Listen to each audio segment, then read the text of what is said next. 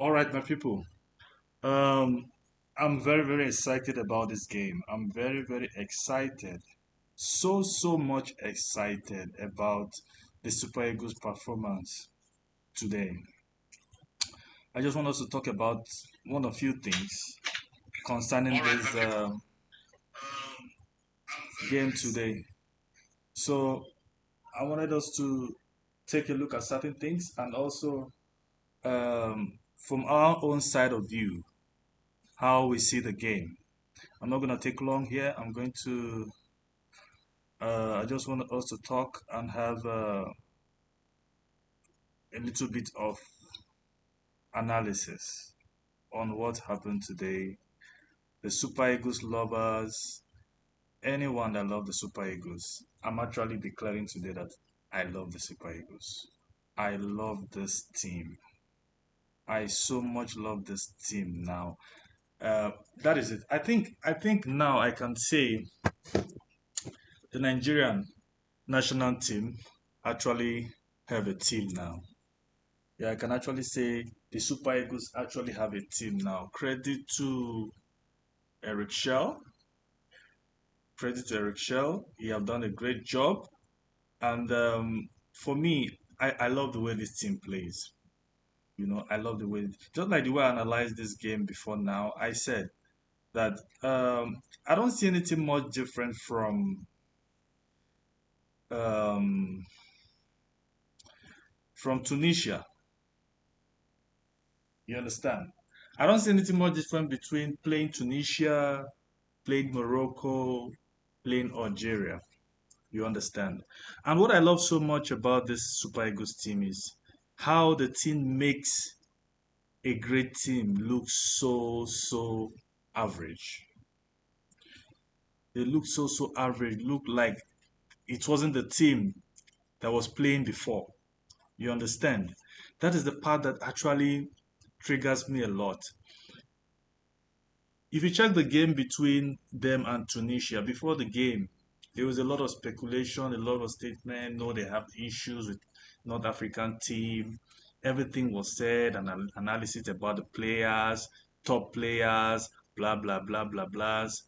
And at the end of the day, if you watch the first half of that game, what I enjoy is that the dominance they possess.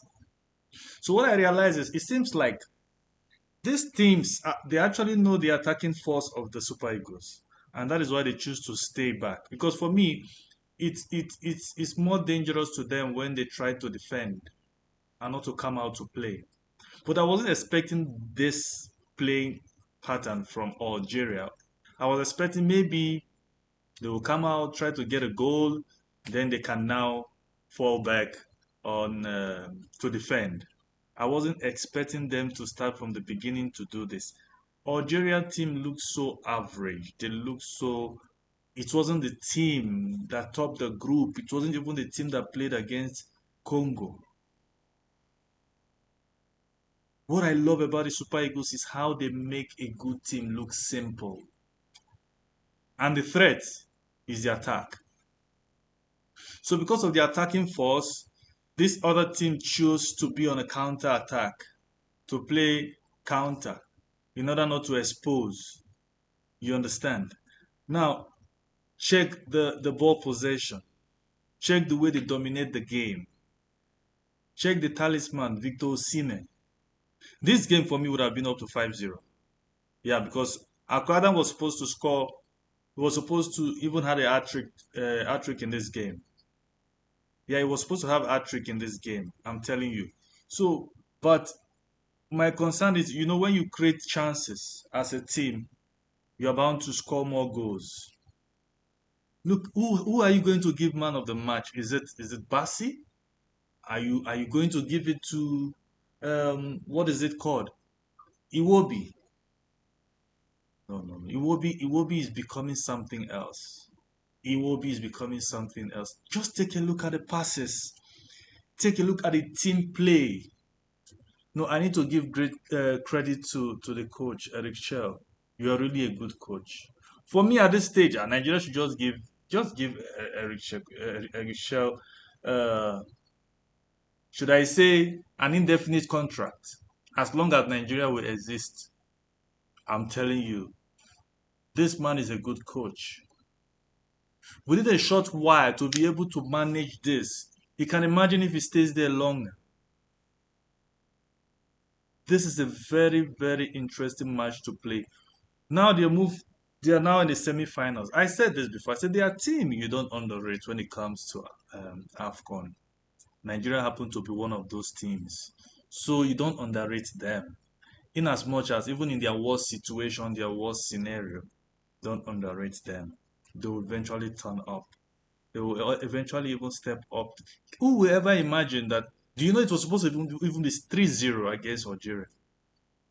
Same thing that happened to Tunisia.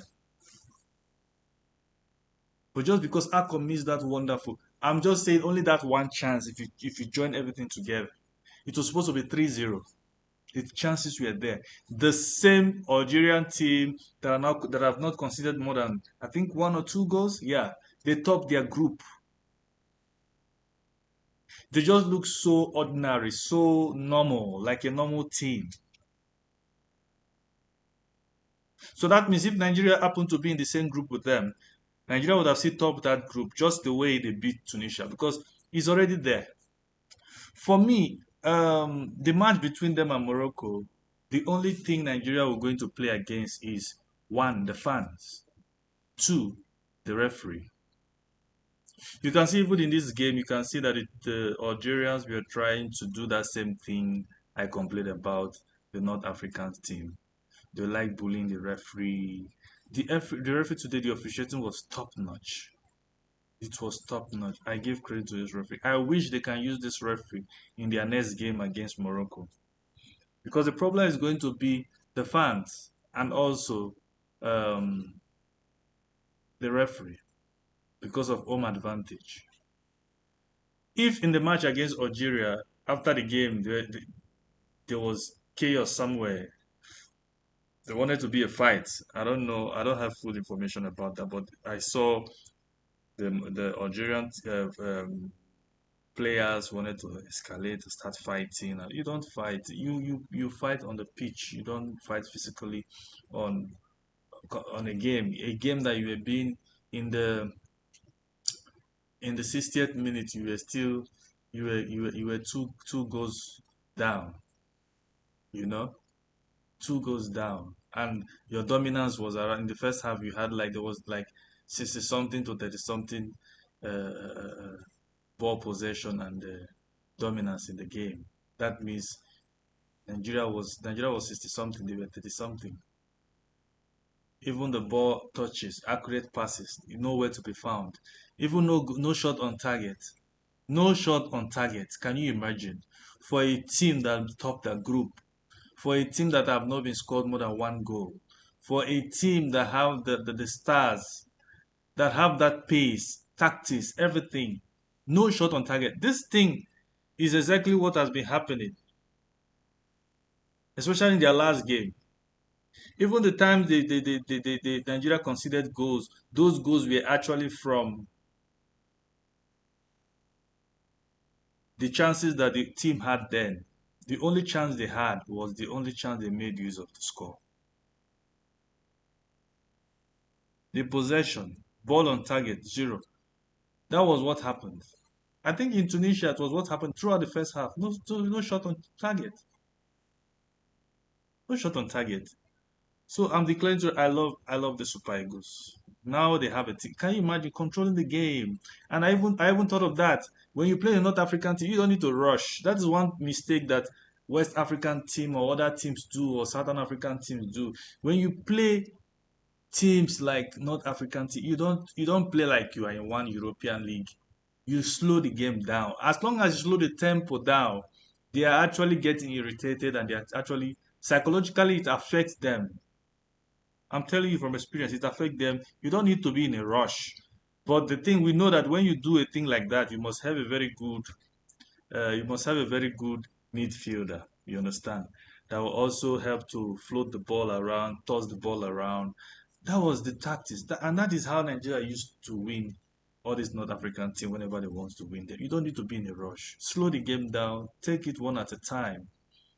It reminds me of the likes when they have Okocha there, you have the Finidi, you have the Victor Ibeba, you have the Olise. This team, especially the heart of the team, JJ Okocha, he knows how to hold the ball. He knows how to just play around it. You don't need to be in a hurry, you know. And the decisive part of the legend, Kanu Wankwo, you feel like he's not serious. You don't need to be in a hurry, like try to play like Real Madrid. No, you just calm the game down. Take it slowly, and they get tired. It's not their pattern. It's like someone that is not used to playing under the rain. You now force the person to play under the rain. It's exhausting. You won't find it interesting. And if there's any exceptional talent or tactics you have, it will just destroy it. It will make you just look normal, like average. You know, I love this team and I love the unity. From the midfield, I don't know where I'm going to start from. The goalkeeper today, Mabal, was like like he was on holiday. He intentionally just want people to notice him. Nothing. He was just less busy against Algeria. So for me, I'm only going to give Morocco uh, benefit of doubt because of their host nation. But for me, Nigeria, I think this Afcon belongs to them. I'm telling you, because I don't see any team that can match them. The only team I know, okay, can also give them a little bit of problem might be a physical team. But I'm not seeing any team now in the competition that is tactically good as them that can even stop the attacking force, especially Osimhen. You see that the Algeria today they are tactical. That is why you didn't see players like Lukman. But you see when it comes to the physicality, you see so any African team, most African team actually are not too tactical, especially in this tournament. You see them there is more of physical. You understand? It's more of physical. I think at some level, not more. I'm talking about like now comparing them to the Super Eagles. For them to be able to handle the attacking force of the Super Eagles, it will be very, very, very, very difficult. Very, very, very difficult. I'm telling you, it will be very, very difficult because these guys they have the physicality, they have the tactical, and they keep pressing you till the end of the game. Like they've not even scored one. That is the mentality I love so much.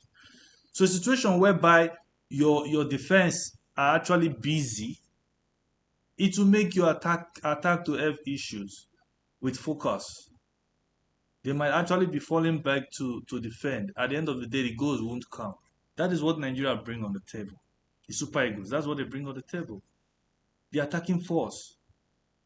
I'm talking about the Lukman, the Adams, the Osimhen, three of them together with Iwobi in the middle, feeding them what they want.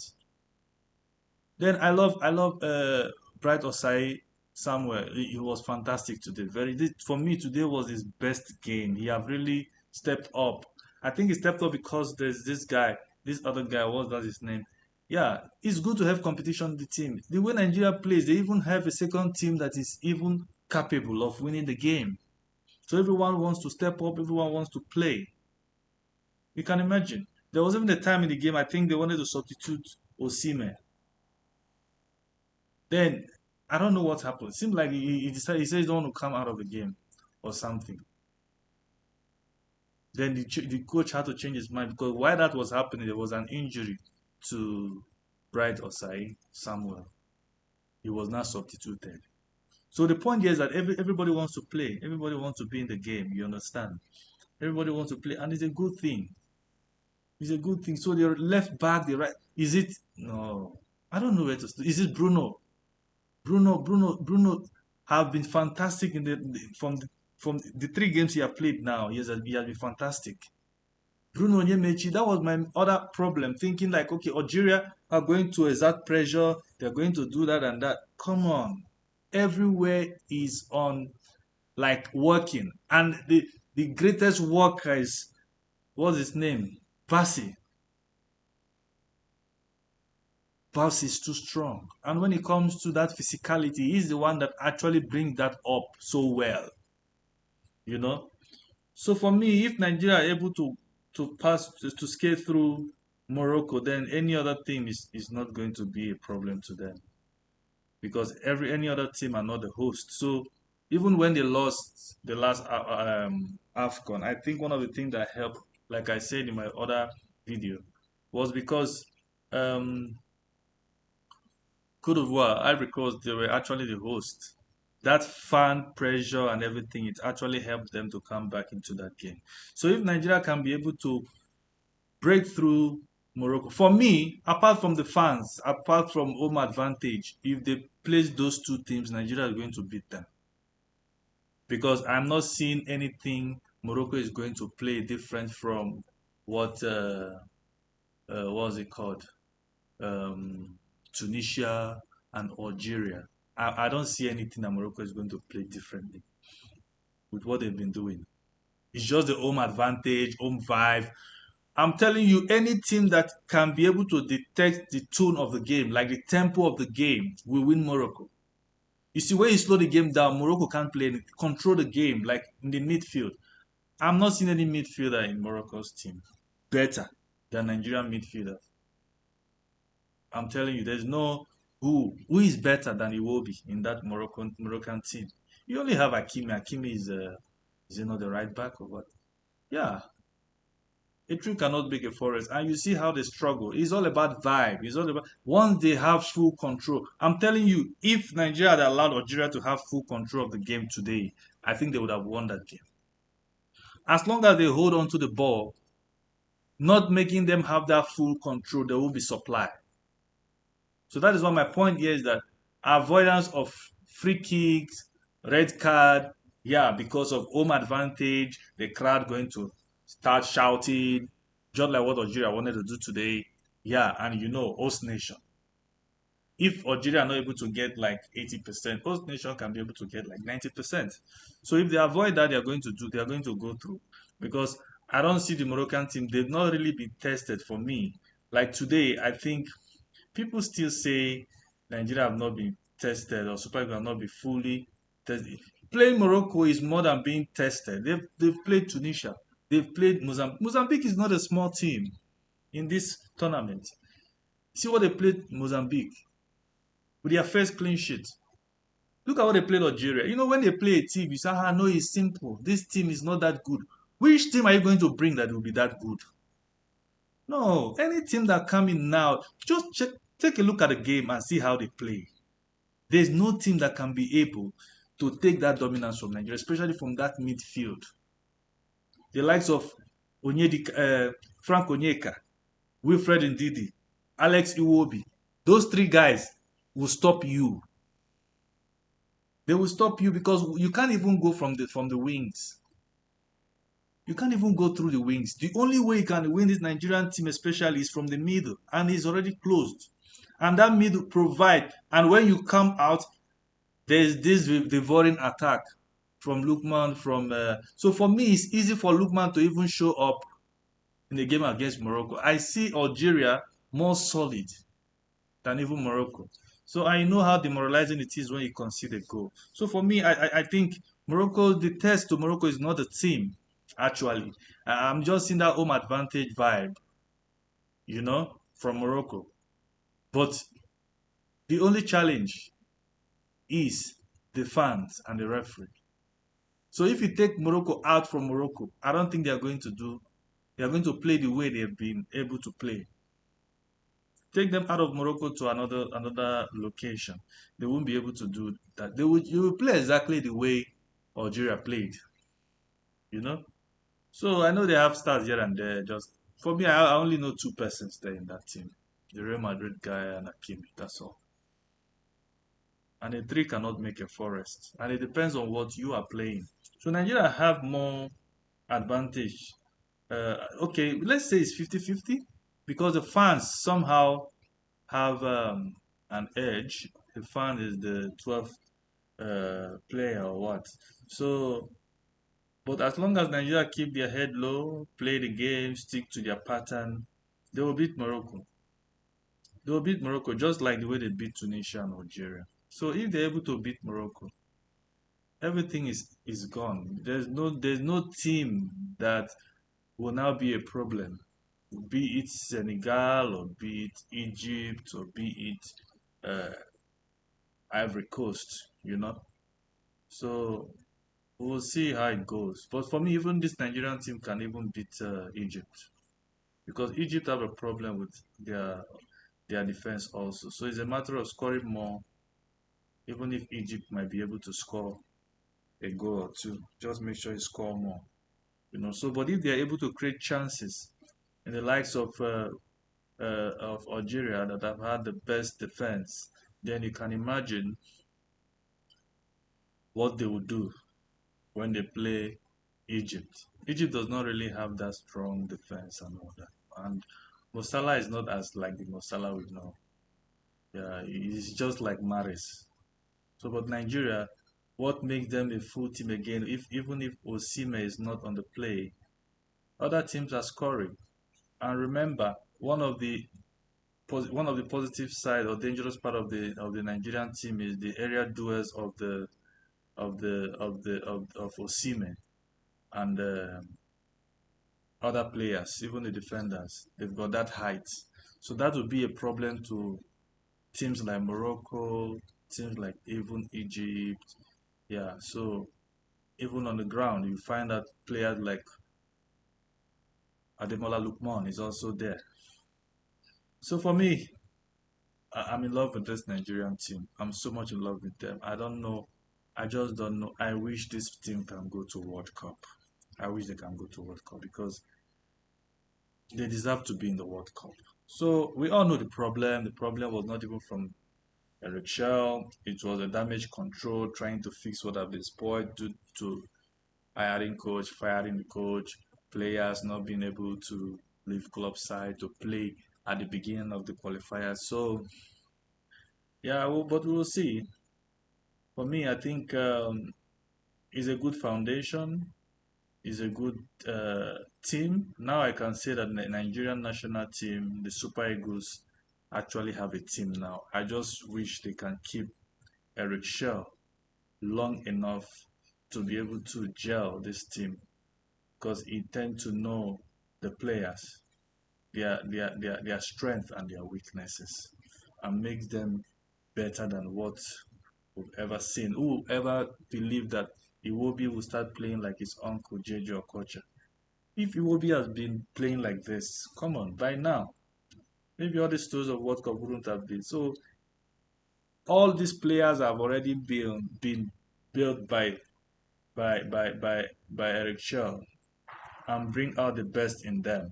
You know, you have brought out the best there. So imagine bringing in more players that we're not able to. Okay, just imagine if um, Benjamin Frederick is in this team, or with all this thing happening now, Benjamin Frederick comes there in that on back to the team.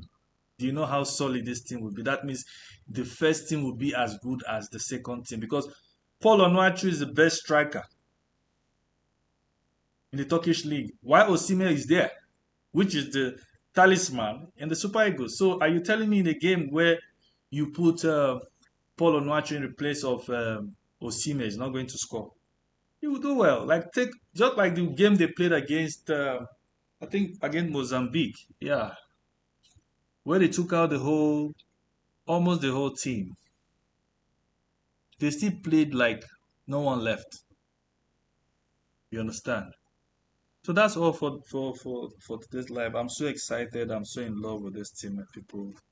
Let's keep supporting them for them to go. I think this cup belongs to them. All right. Thanks for coming. Enjoy.